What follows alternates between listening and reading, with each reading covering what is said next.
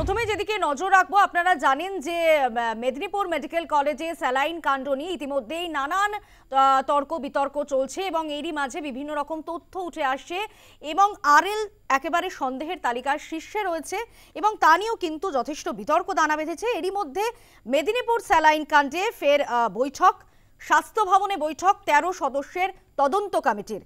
বৈঠকে থাকবেন উচ্চপদস্থ স্বাস্থ্য আধিকারিকরা। প্রাথমিক রিপোর্টে অত্যন্ত চাঞ্চল্যকর তথ্য। নিয়ম বিরুদ্ধভাবেই অস্ত্রোপচার হয়েছিল, খতিয়ে দেখা হচ্ছে ঘটনার দিনের সিসিটিভি ফুটেজ। প্রশ্ন উঠেছে কেমিক্যাল এরর পার্ট নিয়েও।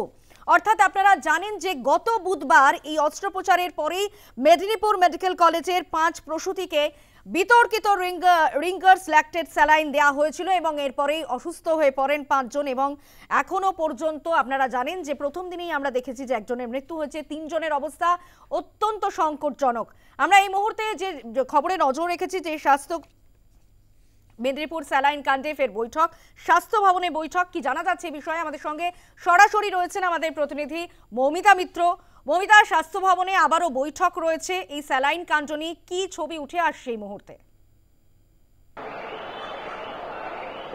দেখো, গতকাল এসএসকেএম হাসপাতালের একাডেমিক বিল্ডিং এ উচ্চ পর্যায়ের বৈঠক হয়েছে এবং আজকে একই রকম ভাবে স্বাস্থ্য ভবনে স্বাস্থ্য সচিব নারায়ণ স্বরূপ নিগমের নেতৃত্বে স্বাস্থ্য অধিকর্তা এবং স্বাস্থ্য শিক্ষা অধিকর্তারা উপস্থিত থাকবেন। সেখানে গুরুত্বপূর্ণ বৈঠক রয়েছে এবং 13 সদস্যের প্রতিনিধি দল তারাও কিন্তু এই বৈঠকে উপস্থিত থাকবেন।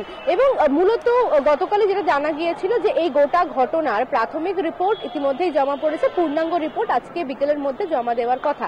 সেক্ষেত্রে পূর্ণাঙ্গ রিপোর্ট জমার পর আগে যাবতীয় বিষয় খতিয়ে দেখা হচ্ছে এবং 13 সদস্যের তদন্ত কমিটি তারা গোটা বিষয়টি খতিয়ে দেখে, অর্থাৎ মেদিনীপুর মেডিকেল কলেজের যে পরিকাঠামো রয়েছে, প্রসূতিদের শারীরিক অবস্থা এই মুহূর্তে কি রয়েছে, সমস্ত বিষয়টা খতিয়ে দেখে তারা এই মুহূর্তে পূর্ণাঙ্গ রিপোর্ট জমা দেওয়ার আগে আরো একবার তারা এই বৈঠকে বসতে চলেছেন। এবং এক্ষেত্রে দেখা যাচ্ছে যে শুধুমাত্র এই রিঙ্গার ল্যাকটেড স্যালাইনকেই যে এই গোটা ঘটনার জন্য দায়ী করা হচ্ছে এমনটা নয়। তার কারণ তদন্ত কমিটির সদস্যরা মনে করছেন যে হিউম্যান এরারও হয়ে থাকতে পারে, একাধিক হিউম্যান এরারও থাকতে পারে এই গোটা ঘটনায়। তার কারণ ওই মেদিনীপুর মেডিকেল কলেজ এবং হাসপাতালে এই নির্দিষ্ট ব্যাচের অর্থাৎ 2396 এই ব্যাচের রিঙ্গার ল্যাকটেড স্যালাইন কিন্তু অন্যান্য বিভাগেও ব্যবহার করা হয়েছিল। মেডিসিন বিভাগ ছাড়াও অন্যান্য যে বিভাগ রয়েছে তার সেই সমস্ত রোগীদেরকেও দেওয়া হয়। সেক্ষেত্রে তাদের কোনো রকম পার্শ্ব প্রতিক্রিয়া দেখা গেল না, শুধুমাত্র এই 5 জন প্রসূতিদের ক্ষেত্রেই সমস্যা দেখা দিল এবং তাদের অবস্থা একেবারে সংকটজনক অবস্থায় চলে এলো।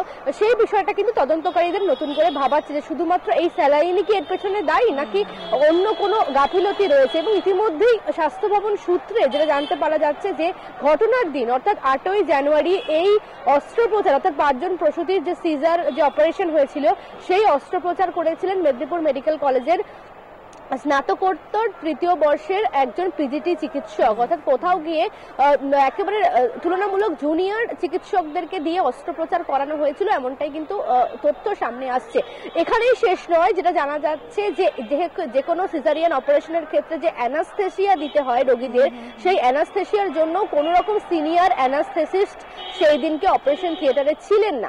অ্যানাস্থেসিয়া দেওয়ার এই গোটা বিষয়টি গোটা কাজটি করেছিলেন মেদিনীপুর মেডিকেল কলেজের স্নাতকোত্তর প্রথম বর্ষের যারা পিজিটি চিকিৎসকরা রয়েছেন তারা। সেক্ষেত্রে কোন রকম বিশেষজ্ঞ চিকিৎসকদের কোন রকম তাদের সহযোগিতা ছাড়া বা তাদের এক্সপার্টাইজ ছাড়া কিভাবে এই সিজারিয়ান অপারেশন হলো এবং বিশেষজ্ঞ চিকিৎসকদের সঙ্গে আলোচনা না করে কিভাবে শুধুমাত্র পিজিটি চিকিৎসকরা তারা এই এত গুরুত্বপূর্ণ একটি অপারেশন করলেন, সেটা নিয়ে কিন্তু ইতিমধ্যেই প্রশ্ন উঠতে শুরু করেছে।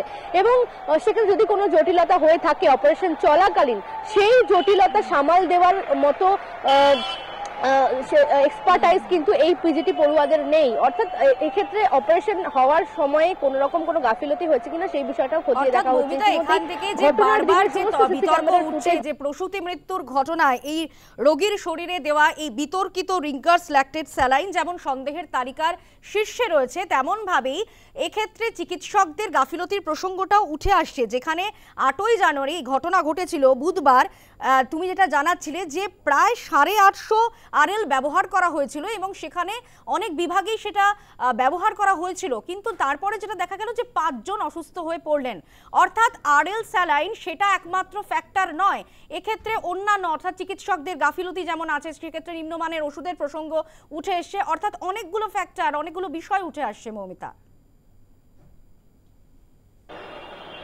একেবারেই, এবং এই 5 জন প্রসূতি এতটা সংকটজনক হয়ে গেলেন, তাদের শারীরিক অবস্থা এতটা খারাপ হলো, তার কারণ হচ্ছে এই 5 জন প্রসূতি তারা সব থেকে বেশি পরিমাণ ওই বিতর্কিত স্যালাইন পেয়েছিলেন, ওই 2396 ব্যাচের স্যালাইন পেয়েছিলেন। তাদের মধ্যে থেকে একজনের ইতিমধ্যেই মৃত্যু হয়েছে, অত্যন্ত মর্মান্তিক বিষয়, এবং বাকি 4 জনের মধ্যে 3 জনের অবস্থা আশঙ্কাজনক। তাদেরকে এসএসকেএম হাসপাতালে নিয়ে আসা হয়েছে, সেখানে বিশেষজ্ঞ চিকিৎসকরা রয়েছেন, তাদের তত্ত্বাবধানে চিকিৎসা চলছে, এবং এই যে 3 জনের অবস্থা আরো খারাপের দিকে গিয়েছে, তারা সব থেকে বেশি পরিমাণ এই রিঙ্গার ল্যাকটেট স্যালাইন পেয়েছিলেন, যে কারণে তাদের অবস্থা ক্রমশ অবনতি হয়, শরীরে অক্সিজেনের মাত্রা কমে যাচ্ছিল, রক্ত হিমোগ্লোবিনের পরিমাণ অনেকটাই কম, রক্তকণিকা ভেঙে যাচ্ছে, কিডনির সমস্যা দেখা দিয়েছে, যে কারণে ডায়ালিসিস করতে হয়েছে। অর্থাৎ আজকের এই পূর্ণাঙ্গ রিপোর্ট জমা পড়ার পরে কিন্তু বিষয়টা স্পষ্ট হবে। শুধুমাত্র স্যালাইনের থেকেই যাবতীয় সমস্যা নজর রাখো। আমরা কথা বলছিলাম, আমাদের সঙ্গে ছিলেন সরাসরি আমাদের প্রতিনিধি মৌমিতা মিত্র।